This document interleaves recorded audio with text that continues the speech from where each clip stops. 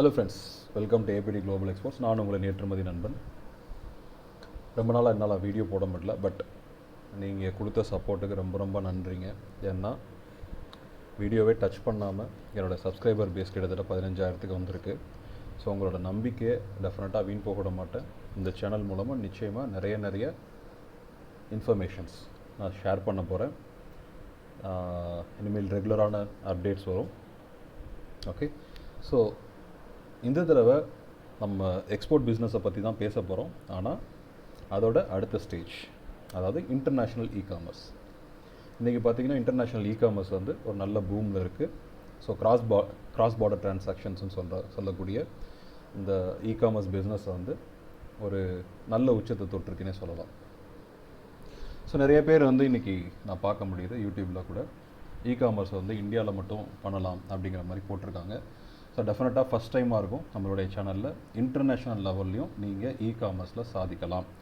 இது வந்து சும்மா பேச்சுவாக்கில் சொல்லலை, செயல்படுத்திட்டு அதில் எப்படி பண்ணணும்னு ரொம்ப கிளியர் கட்டாக தெரிஞ்சுக்கிட்டு அதுக்கப்புறம் நான் சொல்கிறேன். அதோட எவிடன்ஸ் நான் கூடிய சீக்கிரம் உங்களுக்கு நான் காட்டுறேன். நான் பண்ண வேலை, நான் பண்ண ஒர்க் என்ன அப்படிங்கிறத எவிடன்ஸோடு நான் உங்களுக்கு காட்டுறேன், கூடிய சீக்கிரம் காட்டுறேன்.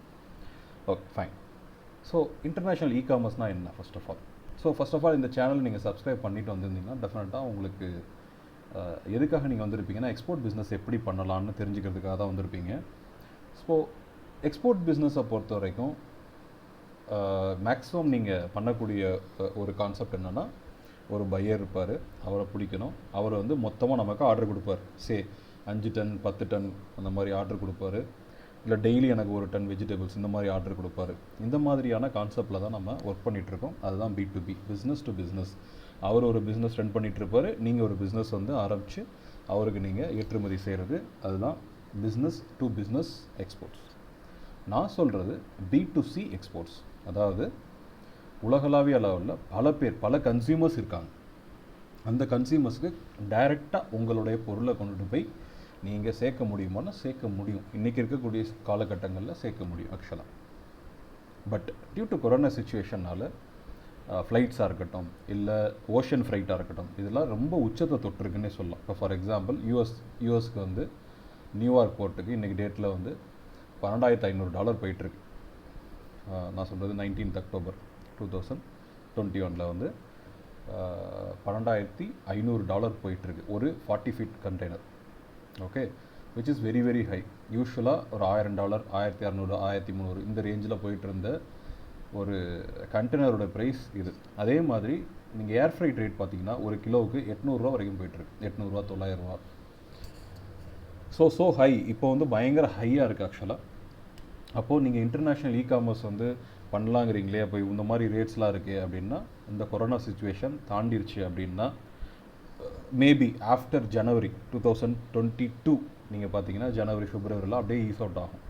இப்போ இருக்கக்கூடிய பிரச்சனைகள், கண்டெய்னர் பிரச்சனைகள், அது எல்லாமே கொஞ்சம் சால்வ் ஆகிறதுக்கு எல்லா வாய்ப்புகளும் இருக்குது. ஆஃப்டர் மார்ச், அடுத்த வருஷம் மார்ச்சுக்கு அப்புறம் வந்து பார்த்திங்கன்னா ரொம்பவே இது வந்து நார்மலைஸ் ஆகிறதுக்கான எல்லா வாய்ப்புகளும் இருக்குது. ஏன்னா எல்லா உலகளாவிய லெவலில் எல்லாருமே அந்த கொரோனாவுடைய வேவ்லேருந்து திருப்பியும் வந்துட்டுருக்காங்க.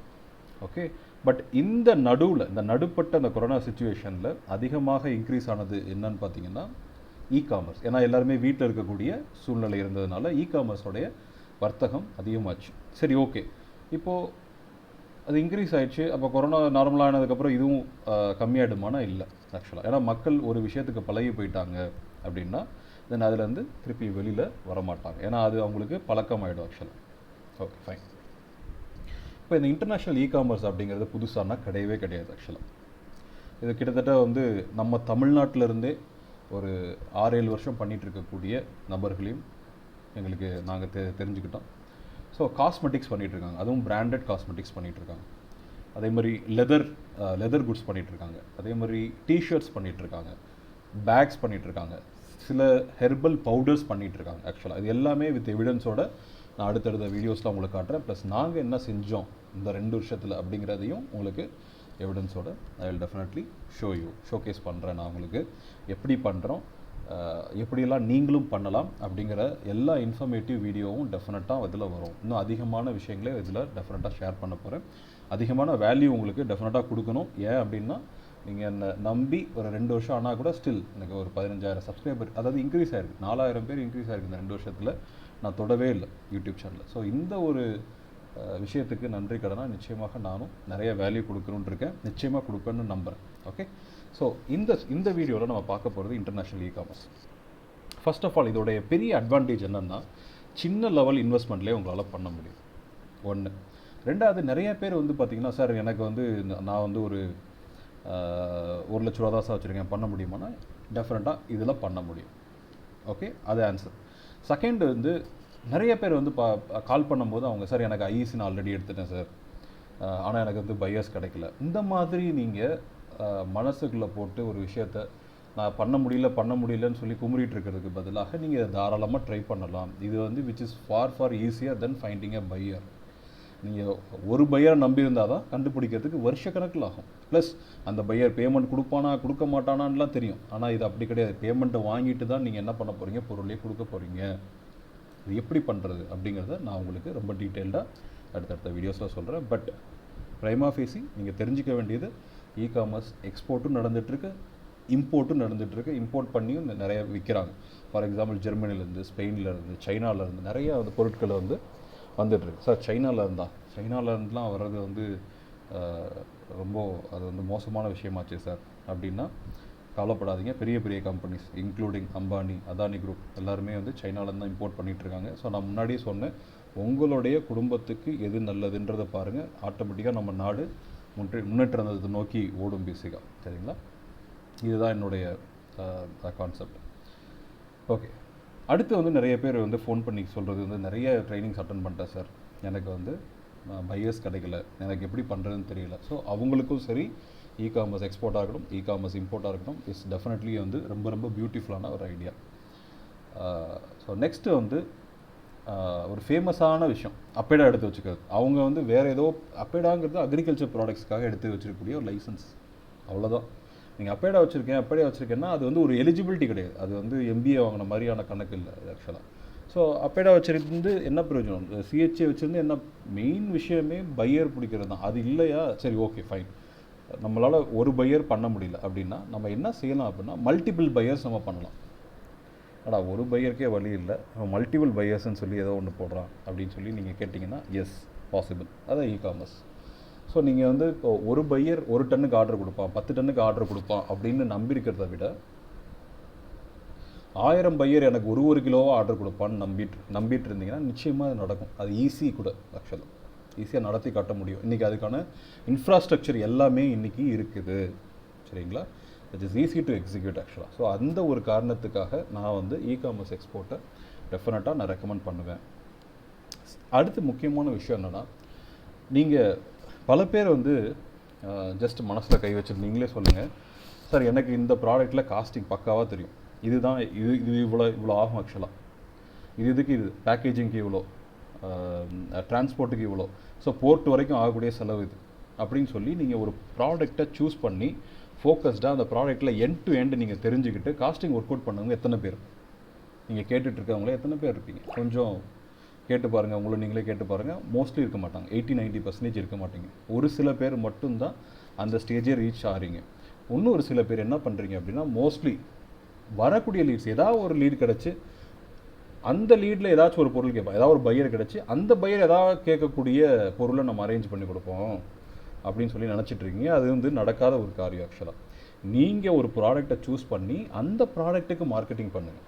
அந்த ப்ராடக்டை மார்க்கெட்டிங் பண்ணி அதை நீங்கள் விற்கணும்னு நினச்சிங்கன்னா டெஃபினட்டாக உங்களுக்கு லீட் கிடைக்கும். Okay fine. இப்போ இதுக்கு என்ன சம்மந்தம் அப்படின்னா சொல்கிறேன். இப்போ நீங்கள் இ-காமர்ஸ் பண்ணும்போது ஒரு விஷயத்துக்கும் நீங்கள் மெனக்கெடுவீங்க. For example labelling, packaging, primary packaging, secondary packaging, அது மாதிரி மார்க்கெட்டிங். சரிங்களா? இதெல்லாமே நீங்கள் ஒர்க் பண்ணுவீங்க. அதுக்கப்புறம் இ-காமர்ஸில் உங்களுடைய ஓன் உங்களுடைய பிராண்டை வந்து நீங்கள் என்ன செய்வீங்க அப்படின்னா விற்கிறதுக்கு முயற்சி செய்வீங்க. ஸோ இதெல்லாம் ஒரு கலவையாகி உங்களுக்கு ஒரு கான்ஃபிடென்ஸ் கிடைக்கும். ஸோ ஒரு ப்ராடக்டை விற்கக்கூடிய கான்ஃபிடென்ஸ், ஒரு ப்ராடக்டோடைய டீட்டெயிலிங், ஒரு ப்ராடக்டோடைய ப்ராடக்ட் ரிசர்ச், அதோடைய பேக்கேஜிங் எல்லாத்தையுமே நீங்கள் வந்து டீட்டெயில்டாக நீங்கள் பண்ணும்போது உங்களுக்கு ஒரு கான்ஃபிடென்ஸ் கிடைக்கும்.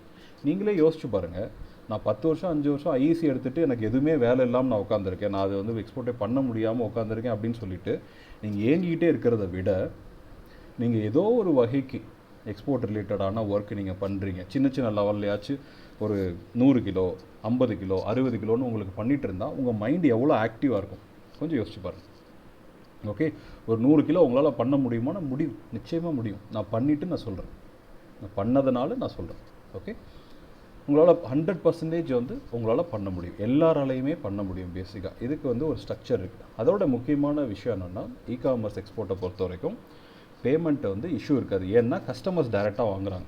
B2B பிஸ்னஸில் நிறைய இஷ்யூஸ் இருக்கும். எல்லாருமே வந்து 2 லட்ச ரூபாய்க்குலாம் எல்சி ஓப்பன் பண்ண மாட்டாங்க. 2 லட்ச ரூபாய்க்கு பேங்க் கேரண்டிலாம் கொடுக்க மாட்டாங்க. பேங்க் கேரண்டி கொடுக்கவே மாட்டாங்க. பேங்க் கேரண்டிலாம் எல்லாமே ப்ராஜெக்ட் ரிலேட்டட் இதுக்கு மட்டும்தான் பேங்க் கேரண்டின்னு ஒன்று விஷயமே வரும்.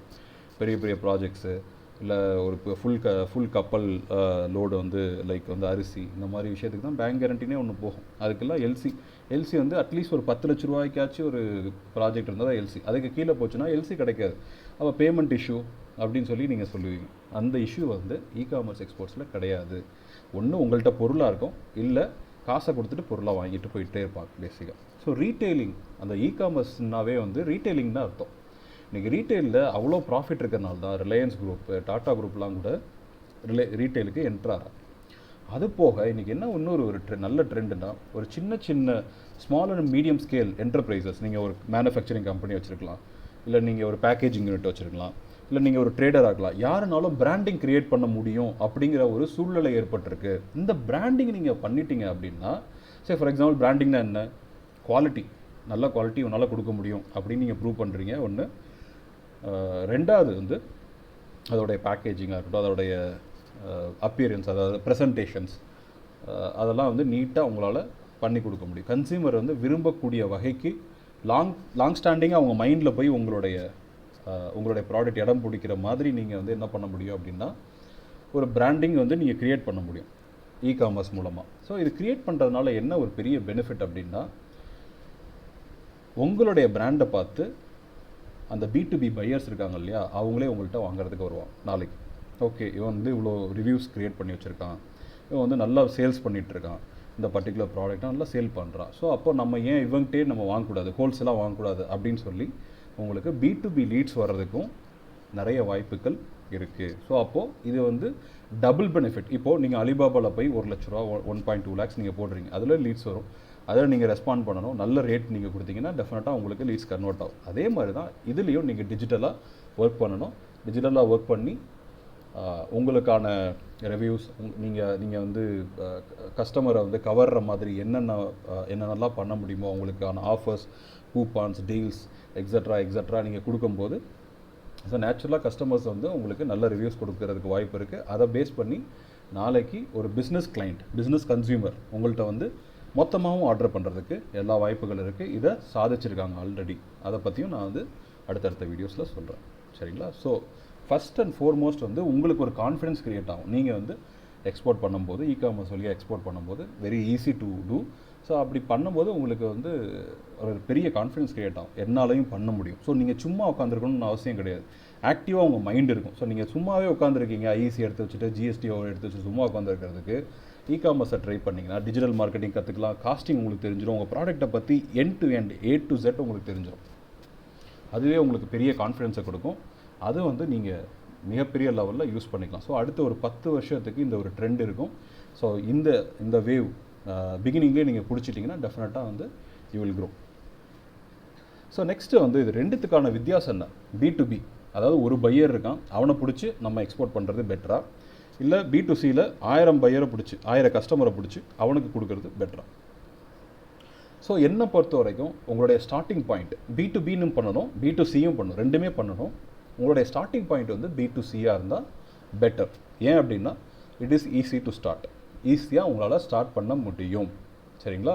B2Bயில் நீங்கள் ரொம்ப நாள் உட்காந்துருந்து 6 மாதத்துக்குள்ளே உங்களுடைய உங்களுடைய எனர்ஜி டவுன் ஆகிடும், ஒன்றுமே கிடைக்கலன்ட்டு உங்களுக்கு ஒரு வெறுப்பு உண்டாகும்.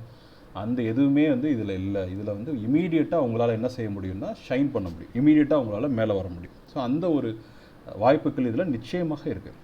ஓகே, உங்களுக்கு ஒரு கான்ஃபிடன்ஸ் வந்துச்சுன்னா அதுக்கப்புறம் நீங்கள் அதே ஸ்ட்ராட்டஜி, எக்ஸாக்ட்லி அதே ஸ்ட்ராட்டஜியை நீங்கள் B2Bயில் அப்ளை பண்ணி அதிலே லீட்ஸ் நீங்கள் ஜென்ரேட் பண்ணலாம். ஓகே, நாங்கள் பண்ணதுனால சொல்கிறோம். நெக்ஸ்ட்டு உங்களோட மைண்ட் வந்து ஆக்டிவாக இருக்கும், ஐடியலாக இருக்காது. ஏதாவது ஒரு வேலை செஞ்சுட்டே இருப்பீங்க. அந்த வேலை வந்து உங்களுக்கு டெஃபினட்டாக ஒரு நாள் பலன் கொடுக்கும் டெஃபினட்டாக. அதே மாதிரி நீங்கள் 1000 ப்ராடக்ட்டை கூட சேல் பண்ணலாம். சின்ன சின்ன லெவலில் ஒரு ப்ராடக்ட் 5000 நீங்கள் வாங்கி வச்சு கூட ஸோ நீங்கள் தாராளமாக நீங்கள் செலவு பண்ணலாம். 1000 ப்ராடக்ட்ஸ் கூட நீங்கள் பண்ணலாம் B2Cயில் ஆக்சுவலாக. அதுக்கான வாய்ப்புகள் இருக்குது ஆக்சுவலாக. அதே மாதிரி B2C எக்ஸ்போர்ட்ஸில் வந்து B2B அளவுக்கு வந்து ப்ராஃபிட் கிடைக்குமா, இல்லை அந்த அளவுக்கு வந்து நமக்கு எனக்கு வந்து ஆர்டர்ஸ் நிறைய கிடைக்குமானா நிச்சயமாக கிடைக்கும். ஆனால் அதுக்கு கொஞ்ச நாள் வெயிட் பண்ணணும். ஒரு 6 மாதம் வரைக்கும் நீங்கள் வெயிட் பண்ணணும். நீங்கள் கொஞ்சம் கொஞ்சமாக தான் அந்த இதை வந்து நீங்கள் கொண்டுட்டு வர முடியும். நீங்கள் 6 மாதம் சும்மா இருக்கிறதுக்கு B2Cயில் நீங்கள் தாராளமாக பண்ணலாம். டெஃபினட்டாக B2Bயில் என்ன பொட்டன்ஷியல் இருக்கோ B2Cலையும் அதே பொட்டன்ஷியல் இருக்குது. அதுக்கு காரணம் என்ன அப்படின்னு நீங்கள் கேட்டிங்கன்னா மிகப்பெரிய காரணம் ஒன்று இருக்குது. என்ன காரணம்னா, ஃபர்ஸ்ட் ஆஃப் ஆல் இந்த B2B ஆர்டர் கொடுக்குறவன் ஏவன், அந்த பையர் யார் அப்படின்னு பார்க்கணும். ஸோ நான் என்னுடைய ரிசர்ச்சில் நான் பார்த்த வரைக்கும் இந்த பையர்ஸ் யாருன்னு பார்த்தீங்கன்னா, ஃபஸ்ட்டு நம்மக்கிட்ட ஃபார் எக்ஸாம்பிள் யூஎஸில் இருக்கக்கூடிய பையர் நமக்கு ஆர்டர் கொடுக்குறான், முருங்கா பவுடர் எனக்கு ஒரு 10 கொடு அப்படின்னு சொல்லி கேட்குறான். அப்படின்னா அவன் யாராக இருப்பான் அப்படின்னு பார்க்கும்போது, அவன் அதை வாங்கி திருப்பி அவனுடைய பிராண்டில் வச்சு திருப்பி வந்து ஆன்லைனில் போட்டு விற்கிறான். வேரியஸ் பிளாட்ஃபார்ம்ஸில் போட்டு ஆன்லைனில் விற்கிறான்.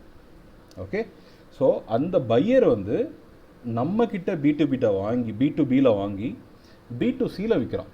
நான் உங்ககிட்ட என்ன சொல்கிறேன், அதை நீங்களே டைரெக்டாக பண்ணலாமே, அந்த கஸ்டமர்ஸ்க்கு நீங்களே டைரெக்டாக ரீச் பண்ணலாமே, ஏன் இன்னொருத்த உங்களுக்கு தேவைப்படுது? பையர்ன்ற ஒரு கான்செப்டே இல்லாமல் நம்ம டைரெக்டாகவே கன்சியூமருக்கு போகலாமே. Okay okay fine. இன்னொரு ஆங்கிளில் பார்த்தீங்கன்னா, போக போக என்ன பண்ணுவாங்க, பையர் உங்களை ஸ்க்ரூ பண்ணிகிட்டே இருப்பாங்க. அவன் வந்து எனக்கு $10 கம்மியாக தரான், இவன் வந்து உங்களுக்கு $20 கம்மியாக தரான், இவன் வந்து கிரெடிட் தரான். இப்படியே வந்து உங்களை என்ன பண்ணுவாங்க, கொஞ்சம் கொஞ்சமாக ஸ்க்வீஸ் பண்ணிகிட்டே வருவான். ஸ்க்வீஸ் பண்ணிவிட்டு வந்து ஒரு டைமில் வந்து உங்களே இல்லை சார் என்னால் பண்ண முடியல அப்படின்னு சொல்லி உங்கள் வாயிலேருந்தே வர வைப்பான் பேசிக்காக. ஓகே, அது B2Bயில் இருக்குது. ஆனால் B2Cயில் அப்படி கிடையாது. ஏன்னா டைரெக்டாக நீங்கள் கன்சியூமர்ஸை டச் பண்ணுறீங்க. கன்சியூமர்ஸ் வந்து எப்போயுமே பார்த்தீங்கன்னா அவங்களும் காஸ்ட் கான்ஷியஸ்னஸ் தான் அவங்களுக்கும் இருக்குது, அதை பற்றி நான் குறை சொல்லலை. ஆனால் இவன் இல்லைன்னா இன்னொருத்தவன், லட்சக்கணக்கான கோடிக்கணக்கான பேர் இருக்கான், இவன் இல்லைன்னா இன்னொருத்தவன். நான் அவன் போய் உட்காந்து அழுதுட்டுருக்கணும்னு அவசியம் இல்லை, சரிங்களா? ஸோ அப்போது கோடிக்கணக்கான ஆட்கள் இருக்கும் போது நான் அதை டச் பண்ணுறது தான் இன்னும் ஒரு சரியான ஸ்ட்ராட்டஜியாக இருக்கும். இது ஒரு பாயிண்ட் ஆக்சுவலாக, பெரிய அட்வான்டேஜ் ஆக்சுவலாக B2Cயை பொறுத்த வரைக்கும். ஸோ மூணாவது அட்வான்டேஜ் என்ன அப்படின்னு கேட்டிங்கன்னா, இப்போது உங்கள்கிட்ட வந்து பையர் வந்து ஒரு பேமெண்ட் வந்து கேட்பான், அட்வான்ஸ் கூட சில நேரங்களில் கொடுப்பான். அப்புறம் போக என்ன சொல்லுவான், நான் இவ்வளோ நாள் பிஸ்னஸ் பண்ணிட்டேன்ல, எனக்கு கிரெடிட் கொடு அப்படி சொல்லி அந்த ரிஸ்க்கை உங்கள் தலையில் கெட்ட பார்ப்பான். இங்கே அந்த ரிஸ்க்கே கிடையாது. B2Cயை பொறுத்த வரைக்கும் காசை கொடுத்துட்டு தான் உங்கள்கிட்ட பொருளே வாங்குறாங்க. ஸோ அந்த ரிஸ்க்கு உங்களுக்கு கம்ப்ளீட்டாக எலிமினேட்டட் ஆகிடுச்சு. ஸோ இந்த அட்வான்டேஜஸ்லாம் வச்சு பார்க்கும்போது B2B நான் வேணான்னு சொல்லலை, ஆனால் B2Cயும் நீங்கள் பண்ணணும் அப்படிங்கிறத நான் சொல்கிறேன். அதுதான் E-commerce எக்ஸ்போர்ட்ஸ். B2C தான் E-commerce எக்ஸ்போர்ட்ஸ், அதை நீங்கள் பண்ணணும் அப்படிங்கிறத நான் சொல்கிறேன். ஸோ B2Cயில் இன்னொரு மிகப்பெரிய அட்வான்டேஜ் என்னன்னா, உங்களுடைய பிராண்டை நீங்கள் க்ரியேட் பண்ணலாம். இப்போ நாளைக்கு வந்து ஒரு பையர் உங்கள்கிட்ட ஆர்டர் கொடுத்தாலுமே கூட அவன் என்ன சொல்லுவான்னா, என்னுடைய பிராண்டை போட்டு கொடு, இந்த மாதிரி சைஸில் போட்டு கொடு, இந்த மாதிரி டிசைனில் போட்டு கொடு, இந்த மாதிரி காட்டன் பாக்ஸில் வச்சு அனுப்பு, காட்டன் பாக்ஸ் மேலே வெளியில் எப்படி இருக்கணும், அவனுக்காக அவன் பிராண்டை டெவலப் பண்ணுறதுக்காக அவ்வளோ ஒர்க் பண்ணுறீங்களே, அதையே அந்த மைண்டையே உங்கள் பிராண்டுக்கு நீங்கள் ஒர்க் பண்ணால் என்ன, சரி ஓகே என் பிராண்டுக்கு நான் ஒர்க் பண்ணுறீங்க, நீங்கள் உங்கள் பிராண்டுக்கு அப்படியே ஒர்க் பண்ணுறீங்கன்னே கூட வச்சுக்கோங்க. ஸோ நாளைக்கு அது எப்படி ஹெல்ப் பண்ணும் அப்படின்னா, நாளைக்கு ஒரு B2B லீட் வருது, இன்னொருத்தவன் பிராண்டை ஒர்க் பண்ண சொன்னால் கூட இமீடியட்டாக நீங்கள் எக்ஸிக்யூட் பண்ணிட்டீங்க. ஏன்னா உங்களுக்கு தெரியும் இது எப்படி பண்ணணும், ஒரு காட்டன் பாக்ஸ் தான் என்ன ரேட்டு, அதில் வந்து வெளியில் பிரிண்ட் பண்ணுறது எப்படி, அதுக்கப்புறம் ப்ரைமரி பேக்கேஜிங் எப்படி இருக்கணும், அதில் செகண்டரி பேக்கேஜிங் எப்படி இருக்கணும், அதில் டிசைன் கொண்டுட்டு வர்றது எப்படி, அதில் பிரிண்டிங் போடுறது எப்படி, லேபிளிங் டிசைன்ஸ்னால் என்ன, ஒரு விஷயமும் உங்களுக்கு ஆல்ரெடி தெரியும். ஏன்னா நீங்கள் ஆல்ரெடி ஓனாக க்ரியேட் பண்ணி வச்சுருக்கீங்களே. அப்புறம் வந்து அவன் உங்கள்கிட்ட ஒரு ரேட் நெகோஷியேட் பண்ணால், இதுதான்ப்பா ரேட்டு, இப்படி தான் இருக்கும் ரேட்டு, இதுதான் ஸ்ட்ரக்சர் ஆக்சுவலாக அப்படின்னு நீங்கள் உங்களுக்கு டாமினன்ஸ் இருக்கும். அவன் உங்கள்கிட்ட வந்து சொல்லணும்னு அவசியம் இல்லை. அப்படி ஒருவேளை உனக்கு வேணான்னா நீ போயிட்டே இரு. ஏன் அப்படின்னா, I know how to sell my product அப்படிங்கிறது நீங்கள் ஒரு அப்பர் ஹேண்டுக்கு நீங்கள் போயிடுவீங்க. ஸோ அந்த அப்பர் ஹேண்டு உங்களுக்கு வேணும் அப்படின்னா டெஃபினட்டாக B2C வந்து is a way to start ஆக்சுவலாக. ஸோ உங்களுக்கு வந்து B2C மூலமாக நீங்கள் ஸ்டார்ட் பண்ணி உங்களுக்குன்னு ஒரு ப்ரொஃபைல், இப்போ ஃபார் எக்ஸாம்பிள் சோஷியல் ப்ரூஃப் தான் ரொம்ப முக்கியம். சோஷியல் ப்ரூஃப்னால் என்னென்னா, ஃபார் எக்ஸாம்பிள் நீங்கள் வந்து ஒரு ப்ராடக்ட் நீங்கள் வாங்கும்போது சாதாரண ஒரு ஆன்லைன் பிளாட்ஃபார்மில் வாங்குறீங்க. ஃபஸ்ட்டு நீங்கள் பார்க்குறது ரிவ்யூஸ் தான் பார்ப்பீங்க இல்லையா? ஸோ அந்த ரிவ்யூஸை நீங்கள் பில்டு பண்ண என்ன அர்த்தம்? சே ஃபார் எக்ஸாம்பிள் ஆவரேஜாக 4.5 ஸ்டார் ரேட்டிங் இருக்குது அப்படின்னா அதுக்கு என்ன அர்த்தம்? அந்த ப்ராடக்ட் குவாலிட்டி நல்லா இருக்குன்னு அர்த்தம் இல்லையா? அந்த செல்லரை வந்து நல்லா செல் பண்ணிகிட்ருக்கான், நல்ல குவாலிட்டியில் செல் பண்ணிகிட்ருக்கான்னு அர்த்தம் இல்லையா? ஸோ இது டெவலப் பண்ணும்போது கன்சியூமருக்கு எஸ் ஆப்வியஸ்லி 4.5 ஸ்டார்ஸ் இல்லை 5 ஸ்டார்ஸ் இல்லை 4 ஸ்டார் அப்படிங்கிற பட்சத்தில் அவனுக்கு வந்து ஒரு அட்ராக்ஷன் இருக்கும் உங்கள் மேலே. அதை தாண்டி B2B, அதாவது பிஸ்னஸ் டு பிஸ்னஸ் பண்ணக்கூடிய அந்த பிஸ்னஸ் ஓனர்ஸும் பார்ப்பான், ஓகே நல்ல ரேட்டிங் இருக்குது, இவன்ட்டே நம்ம ஏன் ப்ரைவேட் லேபிளிங் கேட்கக்கூடாது அப்படின்னு உங்களை அப்ரோச் பண்ணுவோம். ப்ரைவேட் லேபிளிங்னா என்ன? அவனுடைய பிராண்ட் நேமை, இப்போ நீங்கள் பண்ணக்கூடிய எல்லாமே எக்ஸாக்ட்லி சேம் தான், உங்கள் பிராண்ட் நேமை தூக்கிட்டு அவன் பிராண்ட் நேமை போட்டு தர சொல்லுவான், அவனுக்கும் சப்ளை பண்ண சொல்லுவான். ஸோ விச் இஸ் பாசிபிள், நீங்கள் அவனுக்கு சப்ளை பண்ணலாம், அதுலேயும் நீங்கள் ஒரு மார்ஜின் பார்க்கலாம், டெஃபினட்டாக மார்ஜின் பார்க்கலாம். ஓகே, ஸோ உங்களுக்கு B2Cயில் வந்து நீங்கள் பில்டு பண்ணக்கூடிய ஒரு ரிவ்யூஸ் இல்லை சோஷியல் ப்ரூஃப் வந்து உங்களுக்கு B2Bலையும் டெஃபினட்டாக ஹெல்ப் பண்ணும். ஸோ அப்படின்ற பட்சத்தில் நீங்கள் B2Cயை அவாய்ட் பண்ணலாமான்னா அவாய்ட் பண்ணுறது வந்து அவ்வளோ அட்வைசபிள் கிடையாது. நீங்கள் அதையும் சேர்த்து தான் பண்ணி ஆகணும் இன்றைக்கி இருக்கக்கூடிய சூழ்நிலை. அதுக்கப்புறம் B2C, ஓகே சார், நீங்கள் வந்து இப்போது இ-காமர்ஸ் எக்ஸ்போர்ட்ஸ்ன்றீங்க, எந்தெந்த நாடுகளுக்கெல்லாம் வந்து இப்போது நல்லா வாய்ப்புகள் இருக்குது அப்படின்னு கேட்டிங்கன்னா US, ஃபஸ்ட்டு மேஜராக US தான் ஆக்சுவல். ஸோ என்னுடைய ஸ்டூடெண்ட்டோடைய க்ளோஸ் ஃப்ரெண்ட் இவங்க 2 பேரும் சேர்ந்து 4.8 crores பண்ணியிருக்கிறாங்க. 4.8 crores பண்ணியிருக்கிறாங்க ஆக்சுவலாக சேல்ஸ் US மார்க்கெட்டில் மட்டும். ஓகே, ஒரே ஒரு வருஷத்தில். Okay fine. ஸோ US பெரிய மார்க்கெட் ஆக்சுவலாக. அதே மாதிரி UK எக்ஸலண்ட்டான மார்க்கெட், அதுவும் கனடா, சிங்கப்பூர் இந்த மார்க்கெட்ஸ்லாம் வந்து நல்ல மார்க்கெட்ஸ் ஆக்சுவலாக ஃபார் இந்தியன்ஸ், வந்து இந்தியன் ப்ராடக்ட்ஸுக்கு ஒரு நல்ல மார்க்கெட்டாக இருக்குது ஆக்சுவலாக. ஸோ இந்த 4 மார்க்கெட்லேயுமே உங்களுக்கே தெரியும் இதெல்லாம் advanced countries. So payment obviously இதில் பேமெண்ட் இஷ்யூஸ் கிடையாது. ஸோ அதே மாதிரி ஸ்பெண்டிங் நேச்சரும் உங்களுக்கு இருக்குது. அப்படிங்கிற பட்சத்தில் டெஃபினட்டாக வந்து நம்மளுடைய ப்ராடக்ட்ஸ் நிறைய அங்கே வெளிநாடுகளுக்கு, இந்த நாடுகளுக்கு முக்கியமாக போகக்கூடிய வாய்ப்புகள் அதிகமாகவே இருக்குது. மிடில் ஈஸ்ட்டுக்கும் அனுப்பலாம் இ-காமர்ஸ் மூலமாக. இல்லை பல நாடுகள் இருக்குது, லைக் மெக்சிகோ இந்த மாதிரியான நாடுகள், ஆஸ்திரேலியா, ஜப்பான், ஸோ பல நாடுகளுக்கு அனுப்பலாம். மினிமம் ஒரு 10 நாடுக்கு அனுப்பலாம். பட் மோஸ்ட் பொட்டன்ஷியல் அப்படின்னு பார்த்தீங்கன்னா அந்த 4 கண்ட்ரிஸ். ஓகே, எந்தெந்த ப்ராடக்ட்ஸ்லாம் எக்ஸ்போர்ட் ஆகுது சார் B2C வழியாக, அதாவது இ-காமர்ஸ் எக்ஸ்போர்ட்ஸ் வழியாக எந்தெந்த ப்ராடக்ட்லாம் எக்ஸ்போர்ட் ஆகுது அப்படின்னா, இது ஒவ்வொன்றுத்துக்கும் நான் எழுதியிருக்கக்கூடிய ஒவ்வொரு ப்ராடக்ட்டுக்கும் வித் எவிடன்ஸோட நான் கூடிய சீக்கிரமே உங்களுக்கு நான் வீடியோஸ் போடுறேன். நிறைய ஹெர்பல் பவுடர்ஸ் எக்ஸ்போர்ட் ஆகுது. ஓகே, கிச்சன் ப்ராடக்ட்ஸ் சில ஐட்டம்ஸ் வந்து எக்ஸ்போர்ட் ஆகுது. காஸ்மெட்டிக் ப்ராடக்ட்ஸ், பிராண்டட் காஸ்மெட்டிக் ஐட்டம்ஸாக இருக்கட்டும், இல்லை சொந்தமாக இருக்கக்கூடிய ஐட்டம்ஸாக இருக்கட்டும், முக்கியமாக ஹேர் ரிலேட்டடான ப்ராடக்ட்ஸ் வந்து நிறையா வந்து இன்றைக்கி வந்து சேல்ஸ் ஆகிட்டுருக்கு. ஹேரோட நிறைய பேருக்கு வந்து முடி கொட்டுற ப்ராப்ளம்ஸ், இஷ்யூஸ் இருக்கும். ஸ்ட்ரெஸ்னால நிறைய இந்த முடி கொட்டுற இஷ்யூஸ்லாம் வருது இல்லையா? ஸோ அதனால் ஹேர் ரிலேட்டட் ப்ராடக்ட்ஸுக்கு வந்து நல்ல ஒரு வாய்ப்பு இருக்குது. Other than that branded cosmetics கூட எக்ஸ்போர்ட் ஆகுது.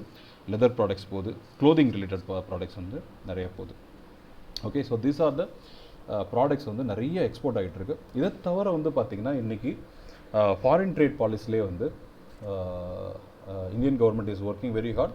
அந்த இ-காமர்ஸ்க்குன்னு ஒரு பாலிசியை வந்து ப்ராப்பராக எஸ்டாப்ளிஷ் பண்ணி கஸ்டம் கிளியரன்ஸுக்கும் தனியாக இ-காமர்ஸுக்குன்னு தனியான கிளியரன்ஸை வந்து செட் பண்ண போகிறதா ப்ரொபோசல் இருக்குது ஆக்சுவலாக. ஸோ தட் டெஃபினெட்லி வந்து கூடிய சீக்கிரம் வந்து வர்றதுக்கான வாய்ப்புகள் இருக்குது ஆக்சுவலாக. ஸோ எல்லா நாடுகளையும் பார்க்கும்போது, அனலைஸ் பண்ணி பார்க்கும்போது, இன்றைக்கி எல்லா நாடுகளுமே கிராஸ் பார்டர் டிரான்சாக்ஷன் த்ரூ வயா இ-காமர்ஸ் வந்து என்கரேஜ் பண்ணுறாங்க. எந்த நாடுமே எதுவுமே அப்போஸ் பண்ணலை. ஸோ இது வந்து உங்களுக்கு ஒரு அருமையான ஆப்பர்ச்சுனிட்டி. ஸோ நீங்கள் B2B பிஸ்னஸ் பண்ணுங்கள், அது வந்து டெஃபினட்டாக பண்ணணும். இப்போ ஃபார் எக்ஸாம்பிள் உங்கள்கிட்ட ஒரு பையர் வரான், ஸோ நான் ஏன் உன்னை நம்பணும் அப்படின்னு நீங்கள் அவங்கள கேட்குறான் அப்படின்னா நீங்கள் என்ன சொல்லுவீங்க? இல்லை சார் நான் ரொம்ப ட்ரஸ்ட் வருது, நான் போய் சொல்ல மாட்டேன் அப்படின்லாம் சொன்னால் நம்ப மாட்டான். ஸோ அதுக்கு வந்து அவனுக்கு வந்து ஹீ நீட் சம் ப்ரூஃப். உங்களுக்கு ஒரு எவிடன்ஸ் இருக்கணும். நான் வந்து உண்மையிலே நல்லா வந்தேன், நான் வந்து டெஃபினட்டாக வந்து என்னோடய ப்ராடக்ட் வந்து will be very very good, நல்ல குவாலிட்டியில் இருக்கும் அப்படின்னு அவனை நம்ப வைக்கிறதுக்கு ஏதாவது ஒரு எவிடன்ஸ் வேணும் இல்லையா? அந்த எவிடன்ஸ் தான் B2C. ஓகே, உங்களுக்கு நீங்களே ஒரு பிராண்டை க்ரியேட் பண்ணி ஒரு எவிடன்ஸ் க்ரியேட் பண்ணிங்கன்னா உங்களுக்கு B2C பிஸ்னஸும் நடக்கும், B2B பிஸ்னஸும் நடக்கும். ஸோ நெக்ஸ்ட் வீடியோவில் திருப்பி உங்களை எல்லாமே பார்க்குறேன். பை. ஸோ நிறைய வீடியோஸ் இதை மாதிரி ரொம்ப வேல்யூபிளான வீடியோஸ் அடுத்தடுத்து நான் கொடுக்க போகிறேன். ஸோ கண்டினியூஸாக சப்ஸ்கிரைப் பண்ணி பாருங்கள். என்னுடைய இ-காமர்ஸ் இனிஷியேட்டிவ் வந்து உங்களுக்காக மட்டும்தான், என்னுடைய சப்ஸ்கிரைபருக்காக மட்டும்தான் ஆக்சுவலாக. ஸோ இதில் வந்து ஆல்ரெடி இ-காமர்ஸில் மிகப்பெரிய லெவலில் பண்ணிகிட்ருக்கவங்களுக்கு இது ரொம்ப பேசிக்காக இருக்கும். ஸோ அவங்க பார்க்க வேண்டாம். ஸோ என்னுடைய ஃபோக்கஸ் எல்லாமே சின்ன சின்ன ஆட்களை உருவாக்கணும், லைக் ஸ்மால் ட்ரேடர்ஸ். ஸோ அவங்களுக்கு வந்து எதுவுமே ஏபிசி கூட தெரியாமல் இருக்கும் ஸோ இ-காமர்ஸை பற்றி. ஸோ அவங்களுக்கு கொண்டுட்டு போய் சேர்த்து அவங்கள சேல்ஸ் பண்ண வைக்கணும், அதுதான் என்னுடைய ஆசை. அது மாதிரி நான் ஆல்ரெடி வச்சுக்கிட்டு இருக்கேன்.